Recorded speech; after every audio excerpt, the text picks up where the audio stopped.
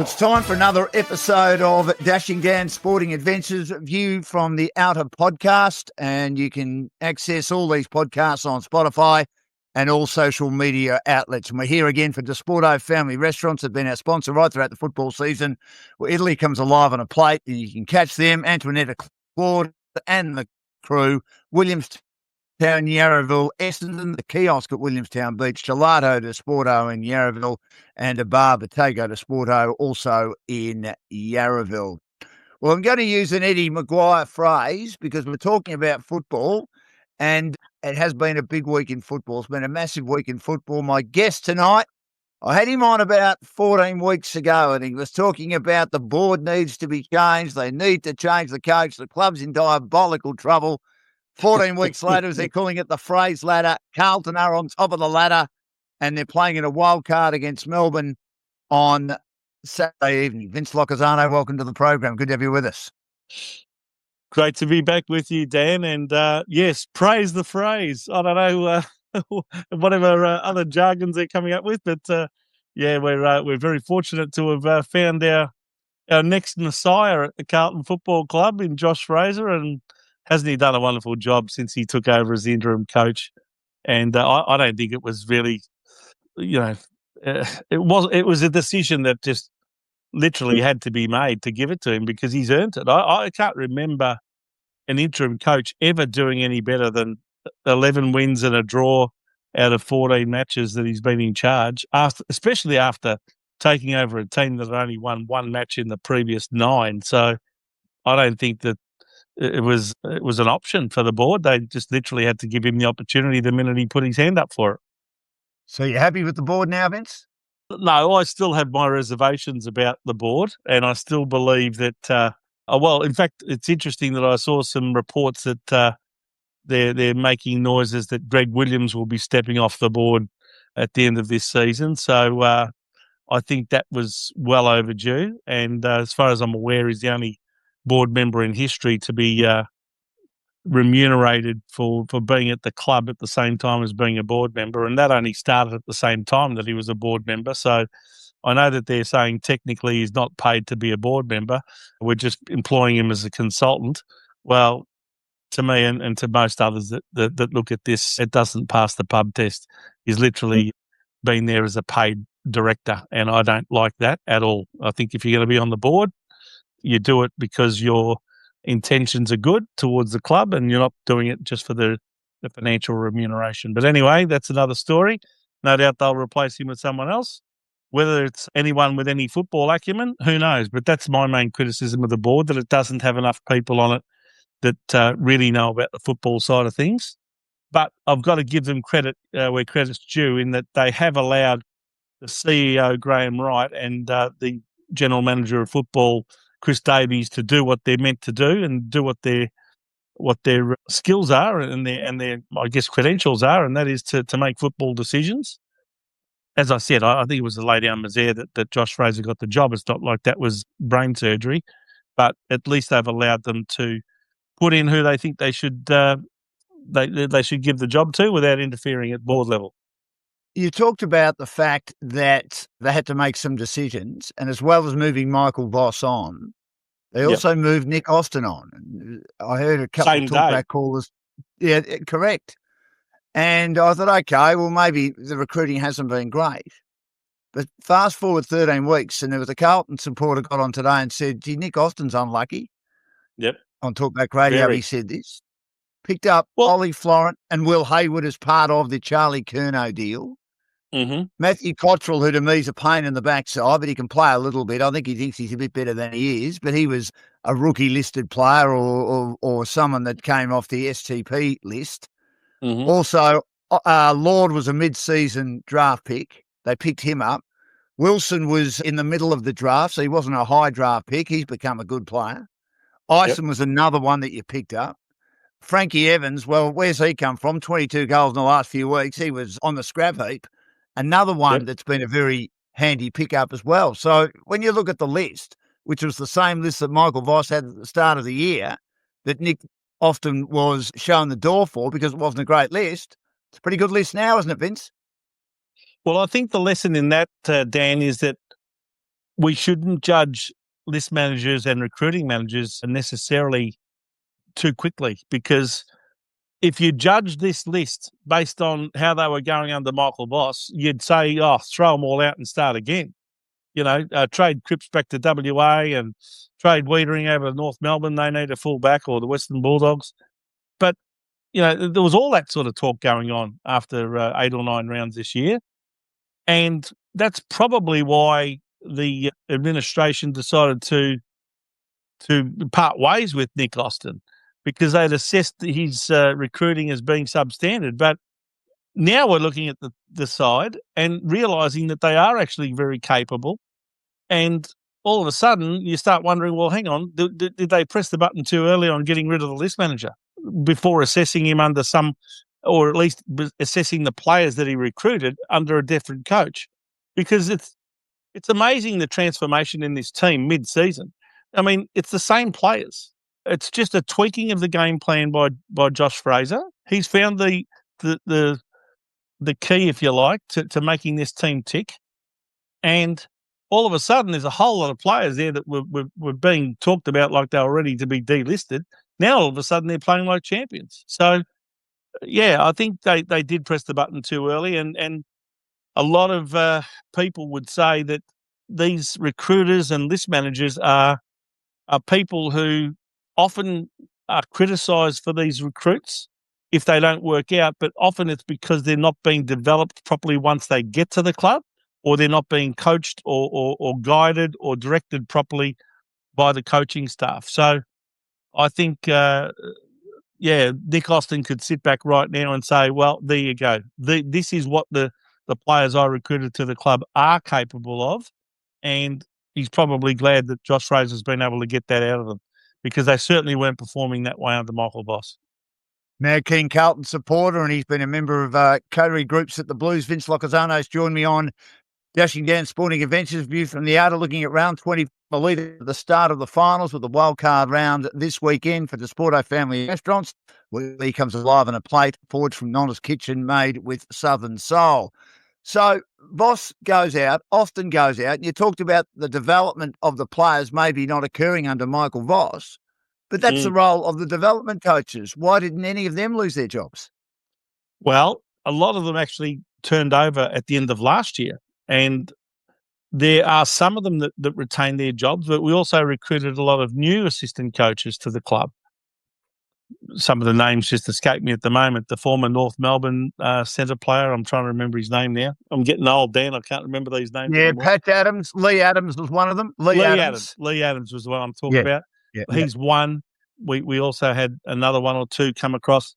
And, these are the same guys that were, I guess, under Michael Voss in the first 9 weeks of the season. And then they're still doing what they're doing, and all of a sudden the players are playing a lot better. I think that the change of senior coach has been the major difference between what's happened in the first 9 rounds till the final 14 rounds. But don't forget, even though we were 1-8 after 9 rounds before Michael Voss departed, we were still playing a lot of very good football. In fact, on the, I think they made a ladder of teams based on how many quarters they'd won, and we were third on the ladder, even though we were 1-8.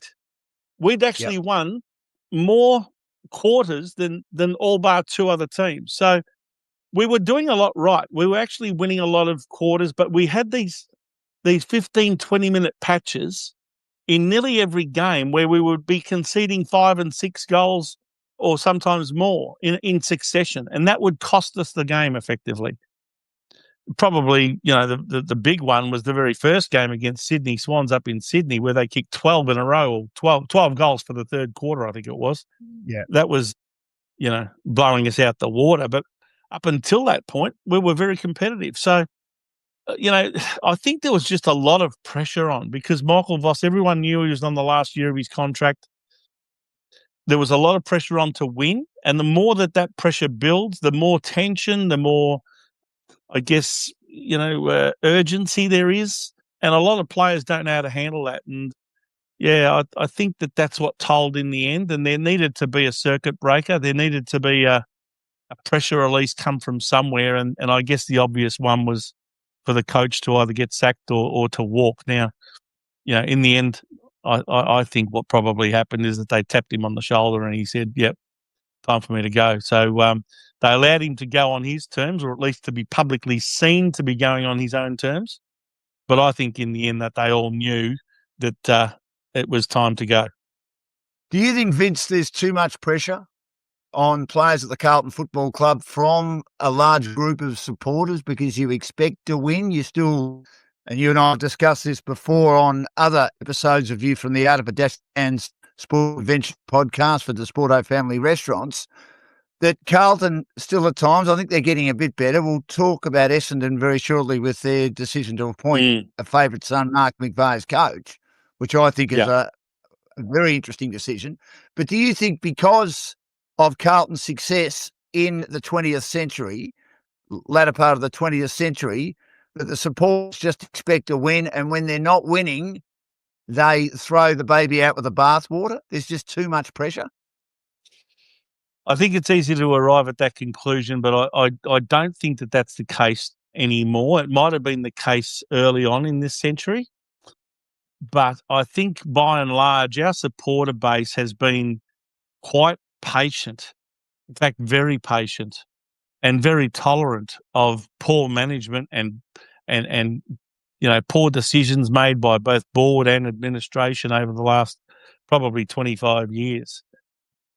I'm surprised there haven't been more board challenges and things like that, because we have been a bit of a basket case. We've won 5 wooden spoons in the last, 25 years. In fact, those 5 wooden spoons came up until, between 2002 and 2018. So really within the space of 17 years, we won 5 wooden spoons, and we'd never won one before that, if you want to call it winning something.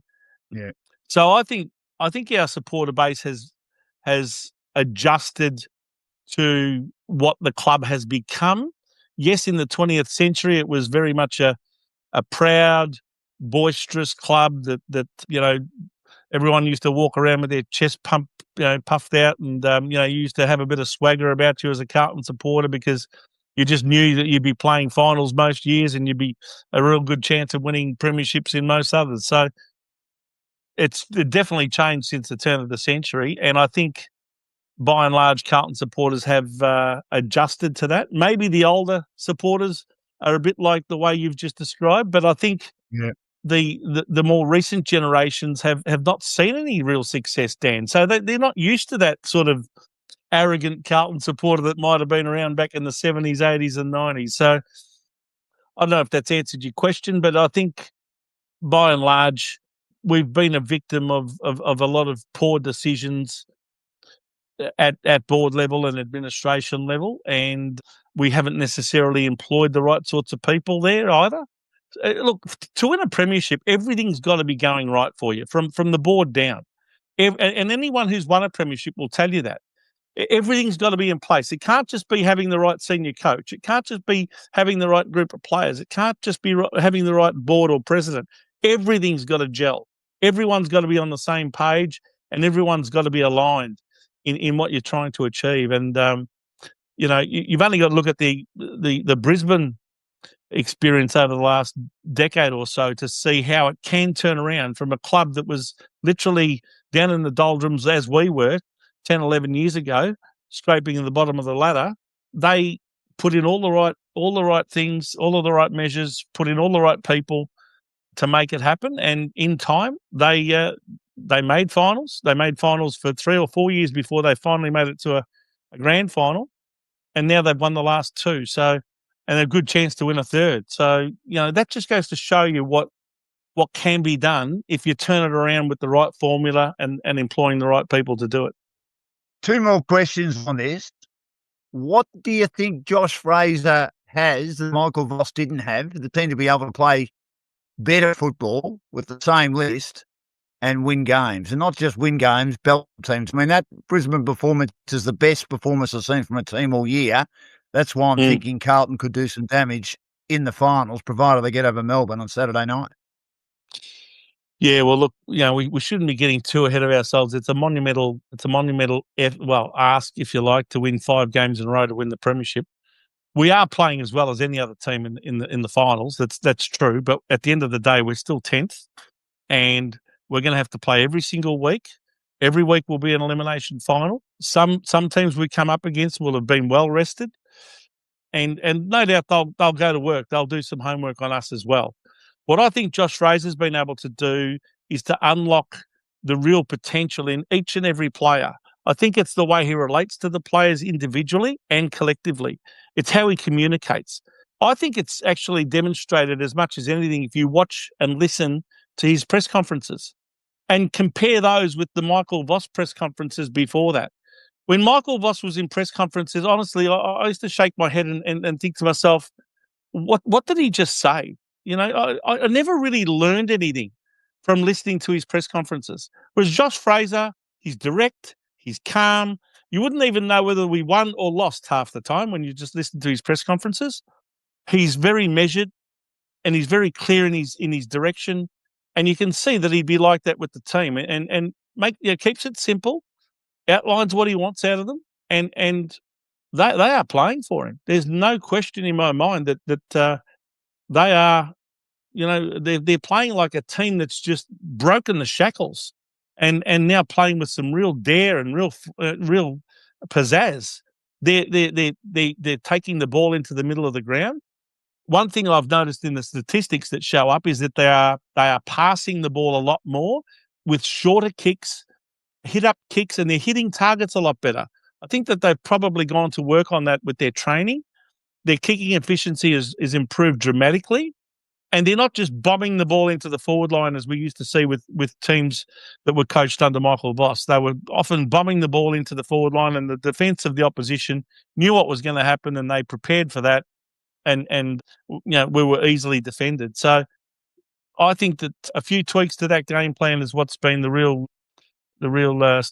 if you like, magic formula to unlocking our potential. And who would have thought after round 9, where we were 1-8, that we'd be making the finals? I never would have thought.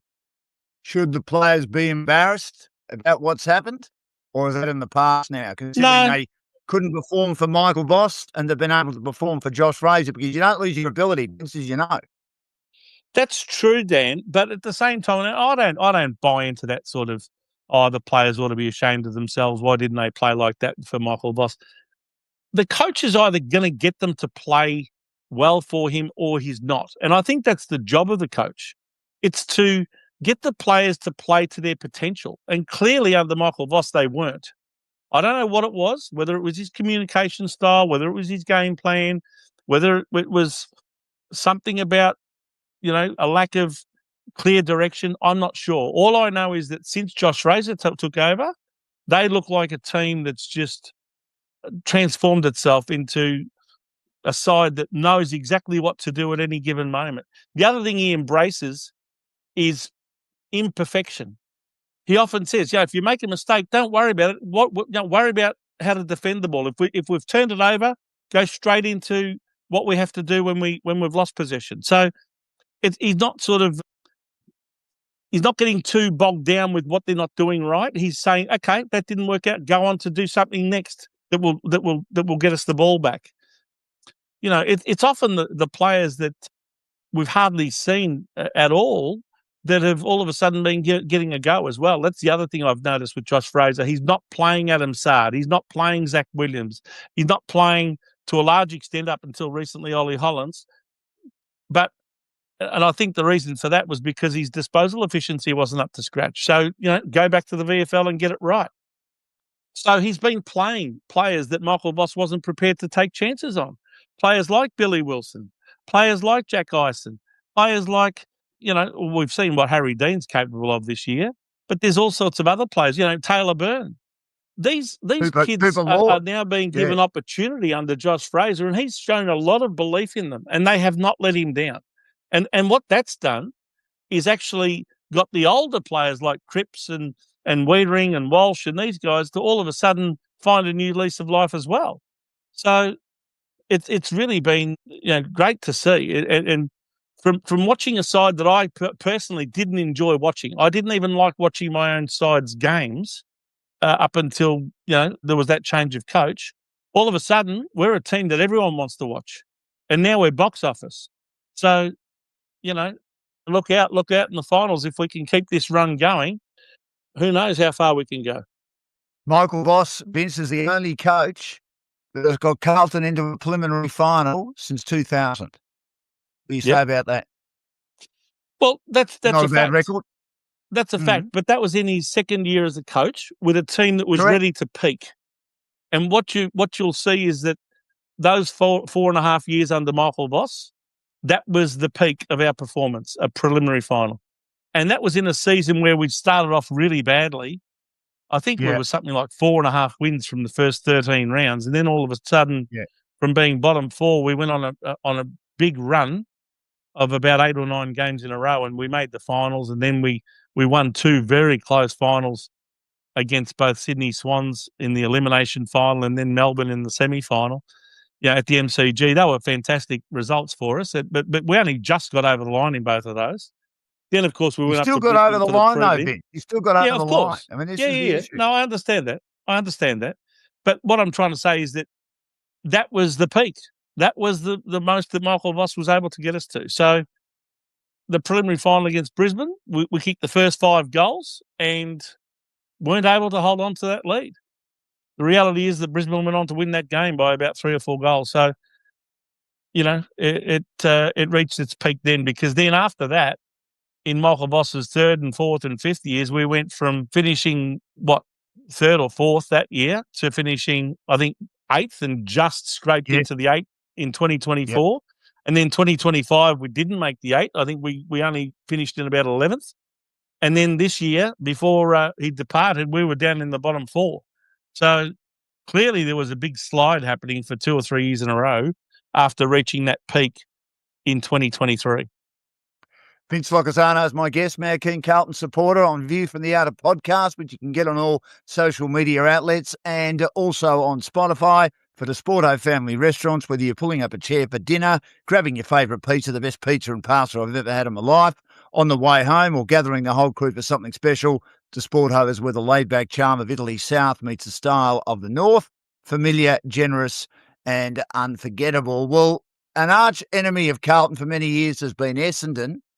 They've announced their coach. It's Mark McVeigh. It's not James Hird. There are people already upset about it. It was announced tonight. There'll be a press conference as we speak tomorrow. So Tuesday, by the time this podcast goes up, the press conference would have occurred that Mark McVeigh is the new coach. He's a favourite son of the Bombers. He's a close mate of Andrew Welsh's. I think that Andrew Welsh was in his wedding party or vice versa. I don't quite understand that decision. And I certainly don't think that James Hird was the right decision either. But they've gone for a home run again, haven't they? They should have, I think, looked outside the square. I know they've done that before and it hasn't worked. Jamie Graham, I think, was probably the most ideal candidate, and I think he'll eventually get a job. But what do you think about Mark McVeigh getting the job and being a close friend of Andrew Welsh? Is it a conflict of interest, Vince? Well, I mean, look, I guess you can't deny the fact that they're friends and that they've been in each other's wedding party or whatever the case may be. And even James Hird and Mark McVeigh are good friends. So while Hirdy was probably quick to congratulate him, he was probably also pretty disappointed in missing out on the job. So, look, only time will tell whether this has been the correct decision or not. And a lot of people will be upset that support James Hird and wanted him to come back. And I guess the fairy tale of seeing Hird come back and get Essendon back to being a powerhouse again, that's what the dream was. Whether it ends up being the reality is another thing. Look, I think the only thing that any supporter can ask is that the board and administration have gone through a proper process and screened everybody properly and gave them all a chance to do their presentations and assessed each one of them on their merits and made the decision based on who they believe to be the best candidate for the position. Now, whether that's a favourite son like James Hird or another favourite son like Mark McVeigh or someone who's had nothing to do with the club like Jamie Graham, at the end of the day, you just have to trust that they've made the right decision for the right reasons. You'd like to think that the president, Andrew Welsh, is fully aware of the perceived conflict of interest, but has allowed the other members of that committee or subcommittee to largely come up with the decision as well, and to, as president, really stand aside and only be asked to make a decision himself if it was a casting vote type decision. That's what I would be doing if I was in Andrew Welsh's shoes. I'd be saying, look, I'm not going to vote on this unless it's a casting vote. Now, he's entitled to have his say and his vote and his opinion like any other member of the board or any other member of that subcommittee. So maybe you could argue he shouldn't have been part of that committee, considering his conflict of interest, and maybe he should have allowed, his vice president to make that call rather than himself. But I guess he also looks at it and says, "No, I'm the president. I'm the man in charge here. I should have an involvement." You could argue the toss both ways, but you just hope that Essendon actually does appoint a coach that can get them back to being a competitive team. I think the competition needs it. Even clubs who traditionally can't stand Essendon, like Carlton and Collingwood and Richmond and even Hawthorn in more recent decades, even though they don't like Essendon, they would have to acknowledge that the competition's a lot better for a healthier, stronger Essendon Football Club, so that those blockbusters can be something to look forward to. And we don't have an uncompetitive Essendon side playing on Anzac Day or playing on, Dreamtime at the G Games and that sort of thing. So, we all don't like each other, but we also know that we can't do without each other. You can't live with us and you can't live without us. Exactly. It's a great line, Vince. I wanted to ask about the fact that Hurd didn't get the job. Yeah. I thought they might give it to him, even though I didn't think he was the right candidate, because give him 2 years at least, and then if it didn't work, the ghost would disappear. Do you think the ghost, with the greatest respect to him, the ghost of James Hurd will still be hanging around because he didn't get the job? And people just keep talking about it, which they've started to now already. Yeah, it's possible. It's possible because they are that bad at the moment in terms of their on-field competitiveness, that in the first and second years, Mark McVeigh will struggle to get them to even win maybe half a dozen games in each season. I don't know. If he does any better than that, I think it'll be almost a miracle. But a lot of people initially will be saying, if they're 0-5 or 0-6 in the start of next year, a lot of people will be saying, they made a mistake. They should have gone with Hurd and all that sort of thing. That's a pretty short-sighted outlook, if you ask me. I think you've got to give him time and you've got to allow him to transform this team into what, will end up being a competitive unit. And, they really need to look at every facet of their club, their high-performance department, their recruiting, all of that. That's got to all be right for ultimately the on-field success to follow. And, I think if they've appointed McVeigh, they should back him. Everyone should get behind him. Every Essendon supporter should get behind him. And that's the only way that the club's going to come out of the doldrums. If there starts to be splinter groups, and I noticed last week there was some group that was threatening the board with a challenge if James Hurd didn't get the job, that's not going to help. That's not going to help that club at all. The only way that could be justified is if they can substantiate that this board is either unqualified or making reckless decisions or has had a string of failures for many years. Now, Andrew Welsh hasn't been the president for that long. He took over from, I think it was David Barham, wasn't it? Yes, it was. And he was in charge not that long ago. He was the one that actually gave Brad Scott the extra 1-year extension, which in the end they've had to end up paying him out for without him even serving that. So if you wanted to get rid of the board, it was probably David Barham's board, not Andrew Welsh's board. I think in time, Essendon will come good. I'm pretty confident of that. But I think they've got to forget about the past, which has been a real issue for that football club. Let's move on. Vince Loccisano, Mad King Carlton supporter, is my guest on View from the Outer podcast, looking at round 24 of the AFL for the Sporto family restaurants. You can find them at Williamstown, Yarraville, Essendon, right near Windy Hill, which was their home for many, many years. The kiosk at Williamstown Beach, Gelato de Sporto, and a bar called Bottego de Sporto, both in Yarraville. The Sydney Swans situation. How have you seen that, Vince, and how do you reckon the club has responded? I mean, not just on the field, it was a very emotional day yesterday, but more off the field with how quickly they came to a decision to ban those 5 players for the rest of the season, even though 3 of them are in their best 5, and even though, of course, they're on the cusp of maybe something special. Yeah, it would have been a real gut-wrenching decision to have to stand those 5 players down for the rest of this season. I don't think they had much of a choice, to be honest. They had to be seen to be doing something proactive and decisive and really sending a strong message. I don't think they had an option, Dan. I think anyone in that same position would have had to do the same thing. It's a real shame because at least 3 of those players would probably be in today's All-Australian squad. Correct. And I speak of Heaney, Warner and Blakey. Yep. James Jordan's also a very important role player for them. He's the one that tends to tag the opposition's best midfielder.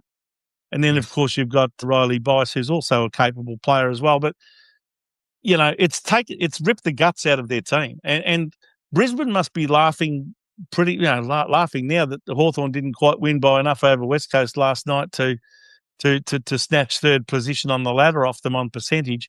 Now Brisbane goes to Sydney in 2 weeks from now, a vastly undermanned and decimated Sydney. Yes, they'll play with some grit and some determination, and no doubt the players that are still there and that are going to be making up that team will fight like hell for their cause. But I still believe that Brisbane will end up being just too good with on sheer weighted numbers in terms of quality players.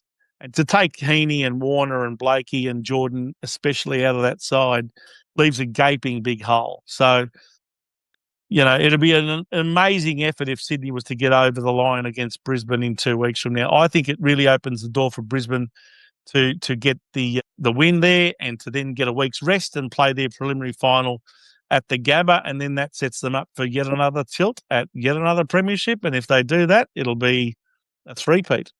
So look out for the Brisbane Lions. Yeah, look, I certainly agree with that. I think they're the team to beat. We'll get to Fremantle in a second. I think Fremantle had a great season, but still not convinced about the Dockers that maybe they need to lose one to win one. I know people think that's a ridiculous statement. Just on the Swans, though, I mean, do you take any notice of yesterday, how they were all galvanised? There was a lot of emotion at the end. There was some nice moments after the women's game. Great crowd there for AFLW yesterday with Gould and a few of the other players going up and hugging the girls after a great performance and congratulating them. And then, of course, they all got together in the circle, every single person involved in the club and all the AFLW players that were still there. Do you take much notice of that because it was North Melbourne, or do you actually think that this is the start of maybe something special? Look, the fairy tale would say it's something special, and all of a sudden they're going to galvanise together and win their first qualifying final, and then go on and play in the grand final. And if they do it, well, good on them, and it would be very well earned, wouldn't it?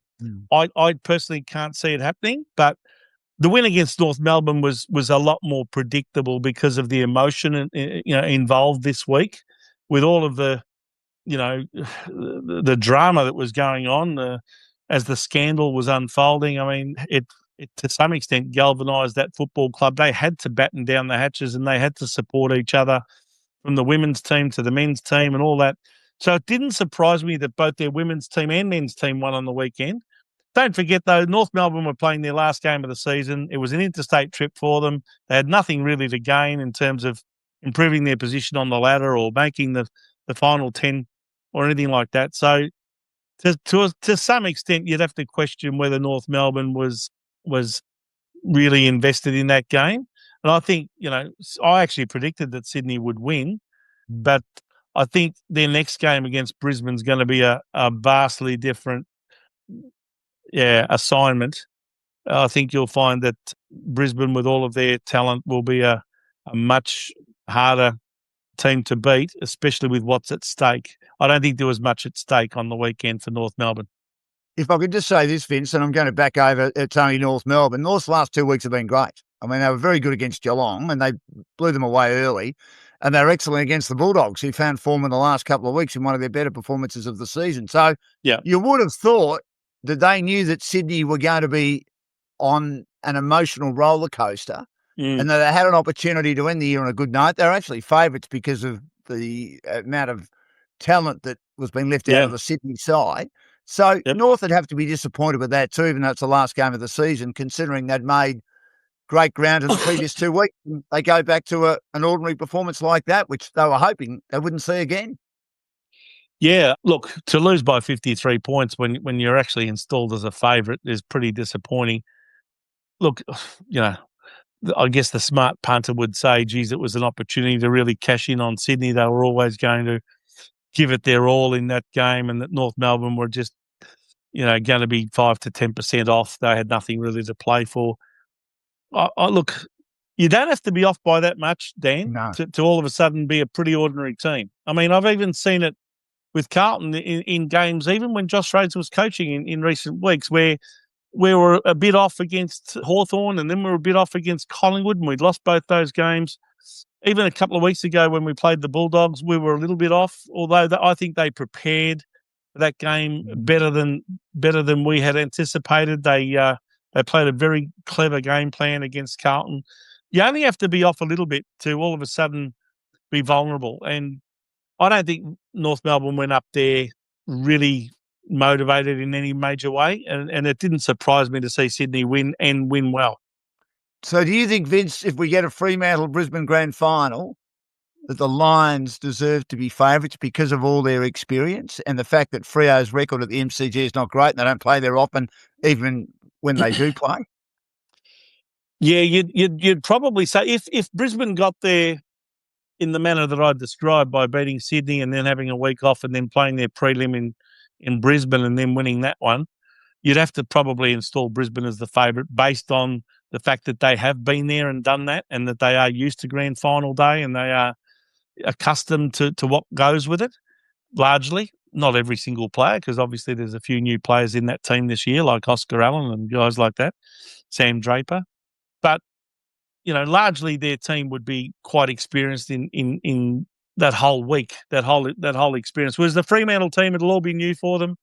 So they would probably go in slight underdogs, although they have played so well this year that you'd have to say that the way they play football should give them a lot of confidence in being able to go into a grand final if they make it, because they have at times been looking like a team that was ready to be knocked off, and they found something. They did it against quality opposition, a lot of the time in Perth, but quite often away from home as well.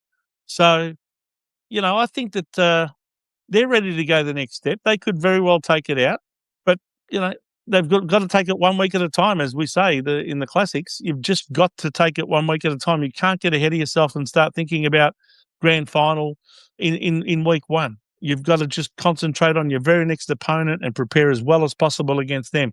Hawthorn have shown in the past that they're capable of travelling interstate and knocking over, quality teams. They did it against Adelaide last year in Adelaide. So, Fremantle won't have it all their own way, even in their first qualifying final. Is the coach, do you think, a bit too intense? Does he come across to you as a bit too intense? There's not a lot of there's not a lot of colourfulness about him. He's described by the WA media, who obviously speak to him regularly, as being very vanilla. And I probably agree with that. No, I don't think he's allowed them. I know that there's a big picture here, but I don't think he's even allowed them to enjoy the fact that they've won the minor premiership for just the second time in their history. Well, maybe, they didn't win the flag after that either, but they need to enjoy it more, don't they? There's bigger fish to fry, Dan. I mean, look, he's probably saying, yeah, we can celebrate the minor premiership, but what is that going to achieve? Let's not get too ahead of ourselves, and let's not get too comfortable with what we've done so far. Basically what they've done is that they have given themselves the best possible opportunity by finishing top of the ladder. They've given themselves the best opportunity to give themselves a chance of winning a premiership, because they have the double chance if they happen to lose that first qualifying final, so they get to play again. Secondly, they get to play 2 home finals, whether they win that first one or not. If they win that first one, they have another week's rest, and then they have a preliminary final again at home. They don't have to travel for a whole month. So I can understand why he's a little bit intense. And I think at the end of the day, so long as his players are playing in the way that he wants them to play, and they're playing for him and with him, and that they support him, and from what I can tell, they are right behind him, I think that's all that's important. They have proven that by their performance this year. And I wouldn't take too much notice of that loss against Carlton on the weekend because they were managing a lot of their players with managed minutes, and some of them weren't even playing more than 60 or 70% of the game. So, yes, they lost, but I didn't expect them to be, going all in like they would normally because they had nothing to gain. They couldn't improve their position, and even losing the game didn't mean losing their top position. So it's a pretty tough game to go into as a player when you've got nothing really at stake. It's not surprising that we ended up getting the better of them in that game. Of course, I speak of Carlton.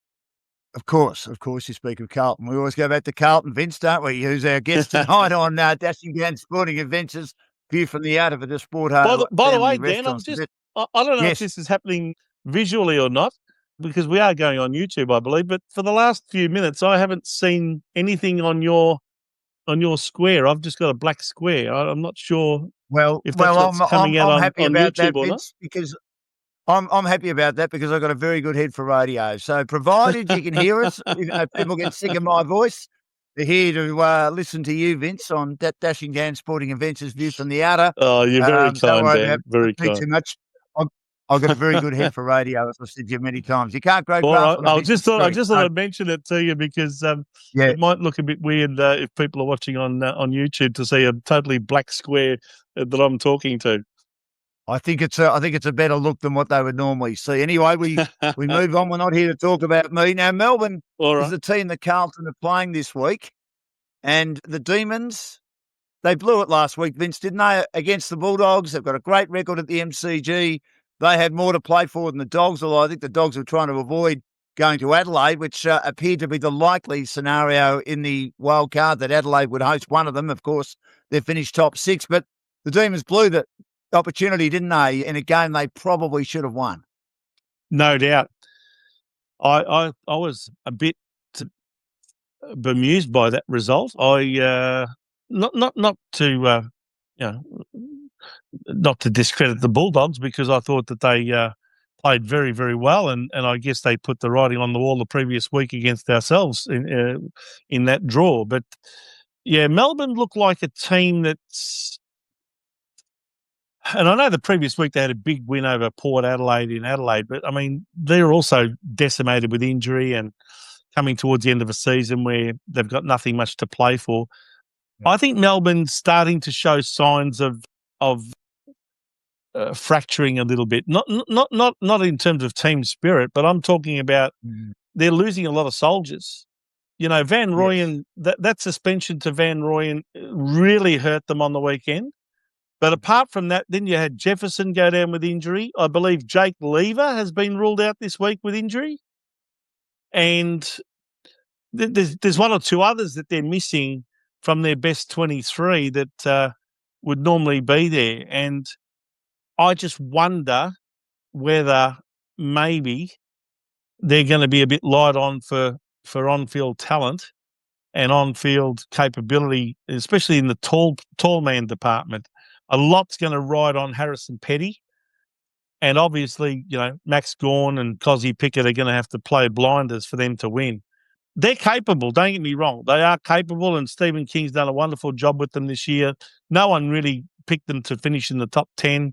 Everyone thought they were going to be, languishing around the bottom there somewhere with a brand new coach. No one saw that Stephen King was going to be able to get them to adopt a brand new game plan that was, far more based on moving the ball quickly and playing an exciting brand, which I've really enjoyed watching Melbourne this year, I've got to say. I find them one of the more attractive teams to watch play. But I just wonder whether that's going to stack up in the finals and whether the high-pressure, high-contest nature of the finals is going to be a bit much for them. Now, the Bulldogs, of course, beat them on the weekend. I read an interesting stat today.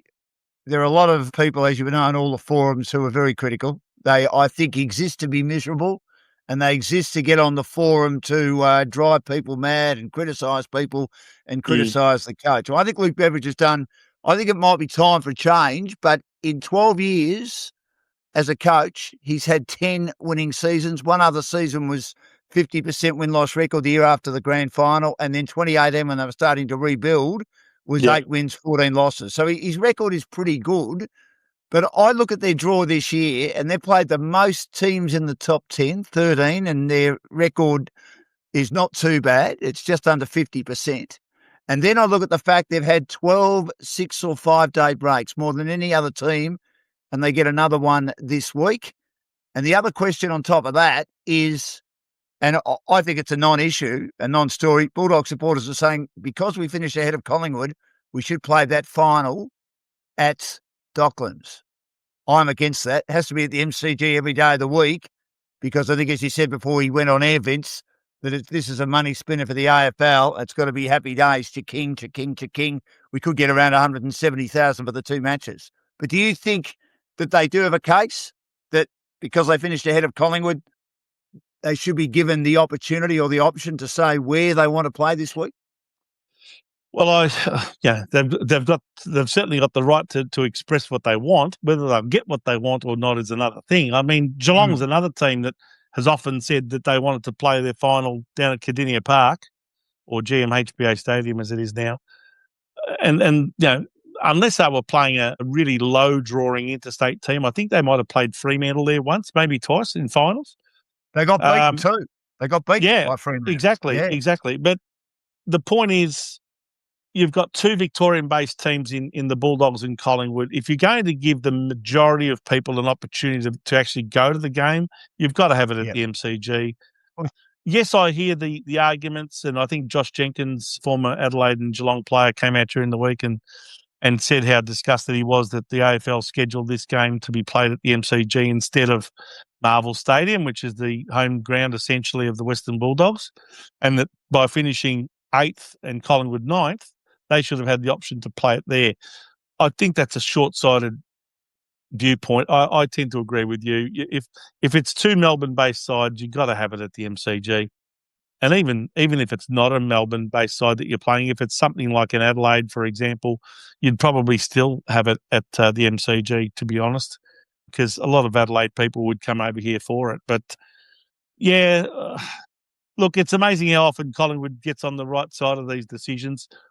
The decision to play it on the Friday night is an interesting one because that advantages Collingwood having their previous game on a Friday night. That gives them 7 days lead up to the game, whereas the Bulldogs played on Saturday. They only get a 6-day lead up to the game and they finished above Collingwood. I think that's a more relevant thing. If they had played that final on the Saturday, that would give the Bulldogs a full 7 days to recover. It also gives Collingwood 8 days, but at least you've given the Bulldogs a full week. And that would mean that the Carlton Melbourne game would give both of those sides 6 days each. So that neither side is disadvantaged by playing on the Friday night. But I think what you'll find is, as usual, it's the almighty television dollar that speaks loudest. And Channel 7 would have said, oh, no, we want Collingwood on a Friday night. That's peak hour for us. We want the Bulldogs Collingwood game on the Friday night and leave Melbourne and Carlton till the Saturday night. Which, of course, they're not doing or they are doing because they haven't done Saturday football all year, Channel 7. I'll need to check up on that. No, because that would just be... they do them all. So they should. But, I mean, Carlton Melbourne would be a big drawing Friday night game as well as the Bulldogs Collingwood. So you're right. I mean, what you're saying is 100% correct. And I think the Dogs have been given a pretty tough draw this year and done okay. A lot of people would disagree with me who are Bulldog supporters. Done okay to get where they've got with all the injuries they've had as well. Just before I let you go, Vince, I wanted to ask you about who you think has been the most disappointing team of the teams that have missed out.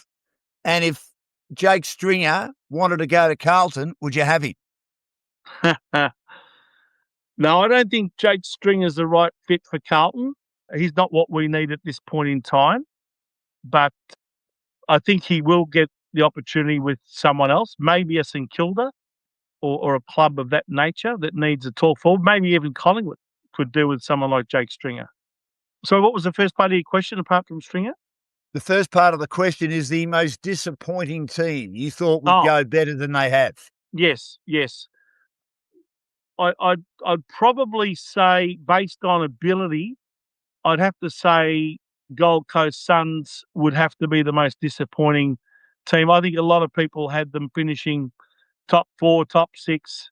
Yeah. Yeah, in fact, I think after 3 or 4 rounds this year, they were technically the premiership favourite in the betting markets. They were, and they'd won 7 of their first 10, Vince, and things turned after their bye when they got beaten by North Melbourne after leading by a huge margin, and they stormed home, the Kangaroos, and won that game. And from then on, the season just they never recovered. Yeah, they never recovered, and I think they lost 9 or 10 in a row, didn't they? 10 or 11 in a row. I can't remember, but put it this way, I think there seems to be an issue there with the coach. I venture to say, I could be wrong, but when you lose that many games in a row, the coach is not getting his message through, and maybe the players are not buying into everything that he wants. The other thing you don't know about is when there's a big change of personnel on field. You've got guys like Petrarca who have come there, Ugal Hagen's gone there. They've lost some other soldiers that were very loyal to Gold Coast. Mm-hmm. One of them actually came to Carlton's been a real revelation this year, Ben Ainsworth. Yes. I think they've missed him. So, yeah, I think there's a few factors there that have led to why Gold Coast have had a fall from grace this year. A lot of big things were expected of them after their quite promising finals campaign last year, where they won their first final against Fremantle in Perth by a point. That was a fantastic result for them. And then, of course, they couldn't quite back it up the following week. I think they played Brisbane and lost at the Gabba. But I think that they'd have to be the most disappointing, followed probably by the Giants. It's their first season under Adam Kingsley that they haven't made the finals. But I think you'll find that there'll be a big change of on-field personnel there as well. I think guys like Toby Green and what's his name, the former Melbourne and Fremantle full forward, I'm trying to remember his name again. Jesse Hogan. Jesse Hogan. Yeah, Jesse Hogan and obviously Jake Stringer. I think all 3 of them will be gone. So you're going to have a very different new look GWS forward line next year, I would suggest, relying on a lot more youthful talent coming through. And they have got some great talent that just needs the opportunity. So they could very well bounce back next year. St Kilda would have to also be very disappointed with not making the top 10 at least after their big spending spree in the off-season, getting players from Carlton like De Koning and Silvani. So, yeah, and obviously Liam Ryan's another one from West Coast that went over there. Yeah, they'd have to be disappointed. And I think next year is finals or bust for St Kilda when it comes to both Ross Lyon as a coach and Isaiah Wanganeen Miller in the last year of his 2-year deal where he gets paid $2 million a year. If they don't make finals next year, you couldn't see him staying. So I think it's going to be all or nothing next year for St Kilda.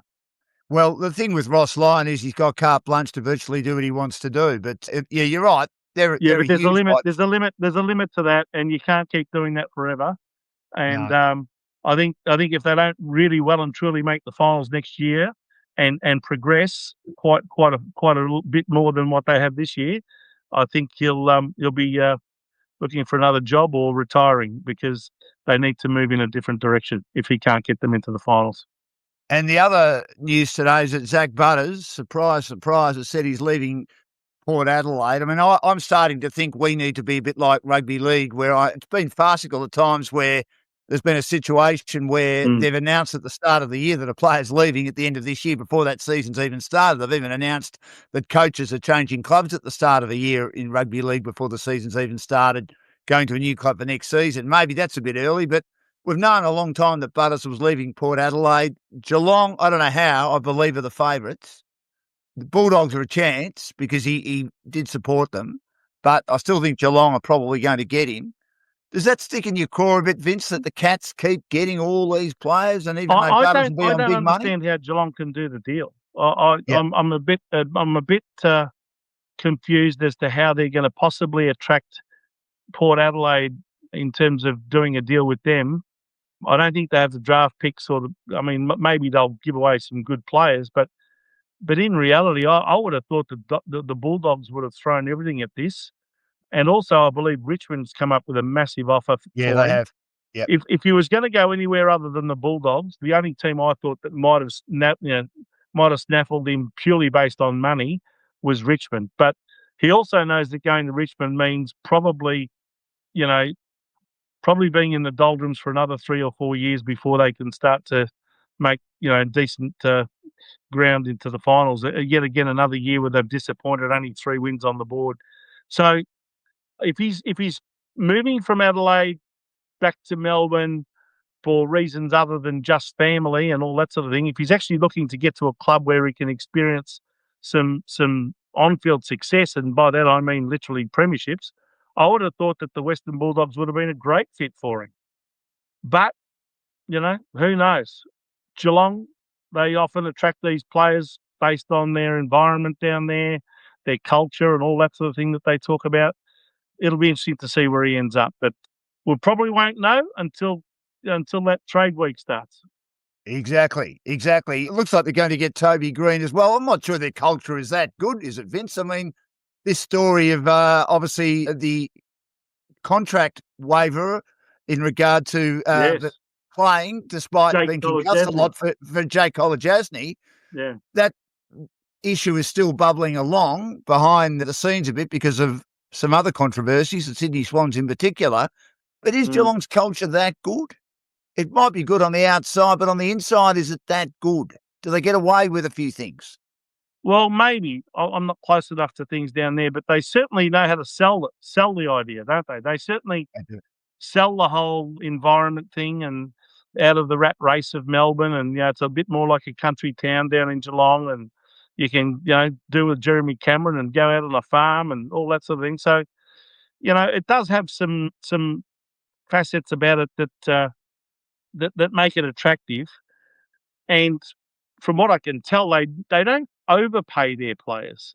They seem to have been able to get most of them to sacrifice a bit of money if it means remaining part of a very competitive team. So that's why they've probably been able to stay up there for so long. They don't put all of their eggs in one basket or pay their better players over the odds and therefore underpay the rest of them. They tend to keep it all pretty even.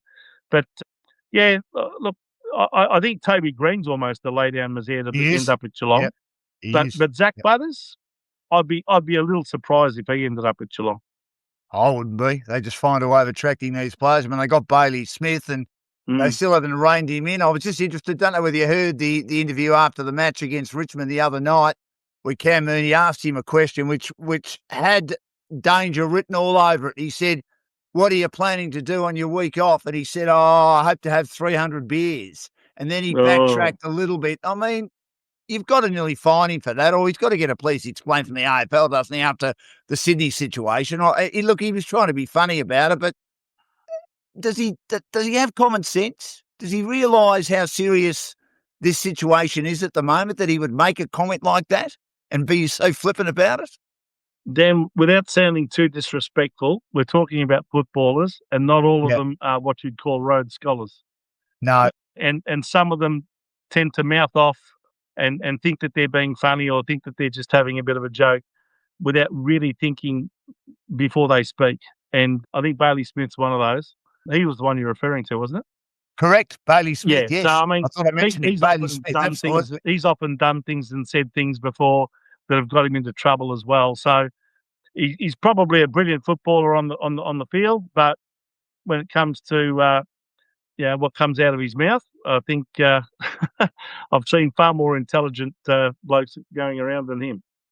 I'd find him, but it looks like nothing's going to happen. There'll be, again, a situation with Geelong, which, in my humble opinion, happens too often. Nothing to see here. Well, Vince, enjoy the footy on the weekend. I hope you get a chance to go. I know your health hasn't been outstanding, and I hope that's on the mend because we love seeing your smiling face and we love having you on Dashing Dan Sporting Adventures View from the Outer as we looked at round 24 and preview the finals and the wildcards, which are on this weekend and should attract big crowds. And, of course, we thank Antoinetta Claude and their teams for Desporto Family Restaurants, the best Italian food you're ever likely to eat. All their produce and ingredients come from Italy, and they have restaurants in Williamstown, Yarraville and Essendon, right near Windy Hill, the kiosk at Williamstown Beach, which on the weekend, no matter the weather conditions, is always packed. Gelato Desporto at Yarraville and Bottego Desporto at Yarraville. Good luck to the Blues, big fellow, and we'll catch you again soon. Thanks for joining us. Thanks again, Dan. Pleasure to be on your show. All the best.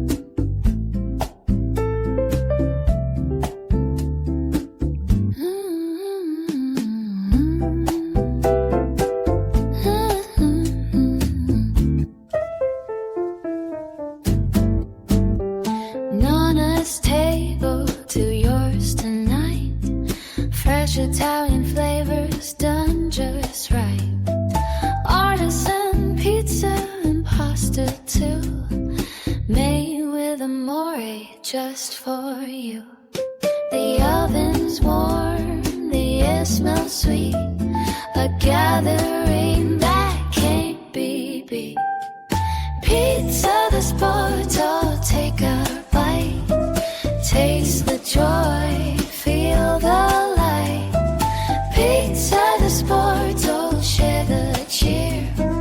Bringing Italy right here. Hand-tossed dough and sauce so fine. The perfect slice, a taste divine. Family recipes old and true, crafted lovingly for you. The oven's warm, the air smells sweet, a gathering that can't be beat. Pizza the sport, to take a bite. Taste the joy, feel the light. Pizza the sport, to share the cheer. Bringing Italy right here. From Nana's hands to this place, every smile on every face, a tradition we hold dear, making memories year by year. Pizza the sport, oh, take a bite. Taste the joy, feel the light. Pizza the sport, oh, share the cheer.